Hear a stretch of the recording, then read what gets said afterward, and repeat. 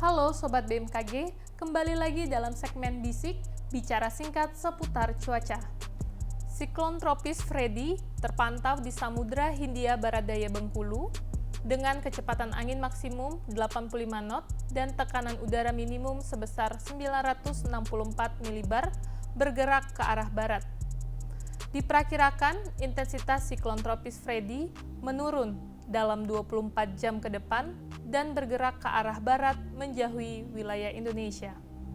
Selain itu terpantau pula bibit siklon tropis 91P di Teluk Carpentaria, Selatan Papua, dengan kecepatan angin maksimum 20 knot dan tekanan udara minimum sebesar 1004 milibar bergerak ke arah barat hingga barat daya.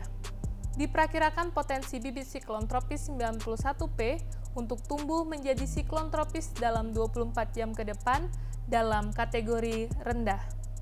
Dampak tidak langsung dari siklon tropis Freddy terhadap cuaca di Indonesia dalam 24 jam ke depan, yakni gelombang laut dengan ketinggian 1,25 meter hingga 2,5 meter di perairan Bengkulu dan Teluk Lampung bagian selatan, dengan ketinggian 2,5 hingga 4 meter terjadi di perairan barat Kepulauan Mentawai, perairan timur Pulau Enggano hingga barat Lampung, Selat Sunda bagian barat dan selatan, Selat Bali, Lombok dan Alas bagian selatan, perairan selatan Banten hingga Pulau Sumba, dan Samudra Hindia Selatan Jawa hingga NTT.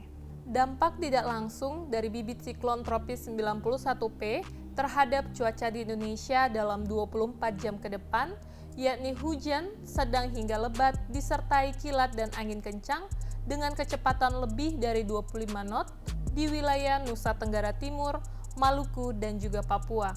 Selain itu, gelombang laut tinggi dengan ketinggian 2,5 hingga 4 meter di wilayah Laut Flores bagian timur, Laut Banda bagian selatan, perairan Sumatera hingga Kepulauan Babar, perairan utara Kepulauan Tanimbar, perairan selatan Kepulauan Kai hingga Kepulauan Aru, dan Laut Arafuru bagian barat.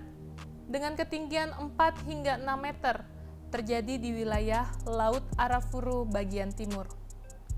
Berdasarkan perakiraan cuaca berbasis dampak hujan lebat di Indonesia, wilayah yang berpotensi terjadi bencana hidrometeorologi seperti banjir, banjir bandang, dan tanah longsor dengan status siaga yang berlaku untuk tanggal 13 Februari 2023 berpotensi terjadi di wilayah Jawa Barat, Jawa Tengah, Jawa Timur, Banten, Sulawesi Selatan, Maluku Utara, dan Papua.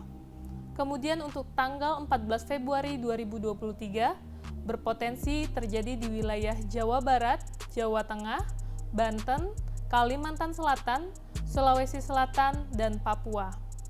Dan terakhir untuk tanggal 15 Februari 2023 berpotensi terjadi di wilayah DKI Jakarta, Jawa Barat, Jawa Tengah, Jawa Timur, Banten, Kalimantan Selatan, Kalimantan Timur, Sulawesi Selatan, dan Papua. Karena itu, kami himbau kepada Sobat BMKG untuk waspada jika Sobat beraktivitas di luar rumah dan perbaharui informasi cuaca.